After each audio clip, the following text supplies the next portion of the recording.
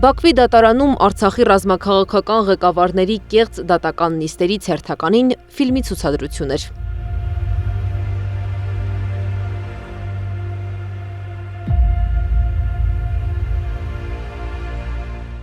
Դավիթ Իշխանյանին մեղադրանք էր առաջադրվել Շուշիի ադրբեջանցիների խոսքով գրավման համար։ Ըստ ադրբեջանական ԶԼՄ-ների, Իշխանյանն ընդունել է, որ Մոնթե Մելքոնյանի հրամանով փակել է ադրբեջանցիների մուտքը դեպի Շուշի։ Այս թե այլ հայտարարություն է անում Բաքվի բանտում Իշխանյանը ժպտալով դժվար է գուշակել։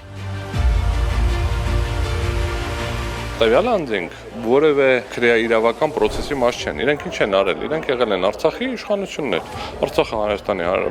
մաս է եղել, հետո անկախ պետություն է եղել, հիմա ոնց ուզում եք դիտարկեք, ակնհայտորեն Ադրբեջանի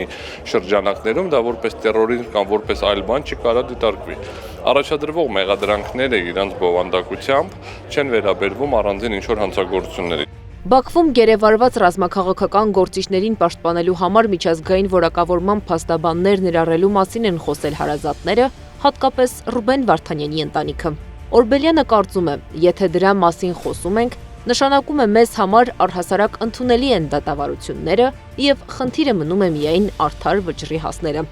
Ինքնին Ադրբեջանում արդեն իսկ արկա փաստաթղթերով հաստատված արմենոֆոբիայի արդյունքներում անհնար է արդար դատականության իրավունքի ապահովումը, այսինքն պաշտպանով չի ապահովելու։ Բաքվի բանտում մայիսի 2-ին էլ քննվելու Ռուբեն Վարդանյանի հերթներ։ Կեղծ դատավարության ֆոնին Վարդանյանի որդին էր հոդված տպագրել ու հույս հայտնել՝ Դոնալդ Թրամփը կարող է վերականգնել արդարությունն ու ազատել հայերին։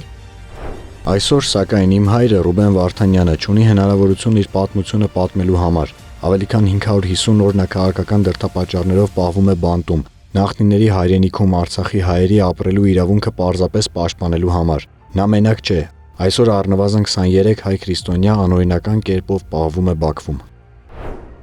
Բաքվում վերջին 2 ամսվա ընթացքում շինծու դատավարությունները այլ ընթացք են ստացել։ Կոստյում հագցրած ինչ-որ մարդկանց են բերում դատարան, որոնք իբրև վկայություն են տալիս գերեվարվածների դեմ։ Ինչպես այդ վկայություններն են կեղծում, նույնպես մեր գերիների ելույթներն են կեղծում ու տարածում։ Այդ մասին վերջերս ահազանգ էր հնչեցրել Դավիթ Բաբայանը։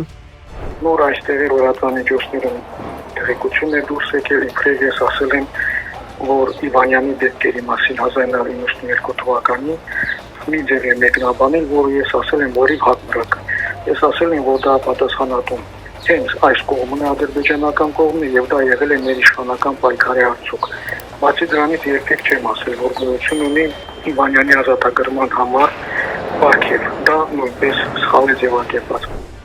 Սա հազվադեպ հնարավորություն էր խոսելու տարածվող ապատեղեկությունների մասին։ Սրան նախորդել էր Ռուբեն Վարդանյանին ձայնային ուղերձները։ Բաքվում ընթացողը ոչ թե դատավարություն է, այլ սերիալ ադրբեջանցիների համար։ Ինքնագող դեմքերով, կոստյումով ու հարսանեկան դիմահարդարմամբ ներկայանում են կեղծ նիստերին ու կենթանի դիտումային։ Կեղծ դատավարությունները պետք է ավարտվեն։ Նրանք դատապարտվում են ոչ թե հանցագործություն կատարելու համար, այլ ինքնապաշտպանվելու եւ սեփական հայրենիքը պաշտպանելու համար։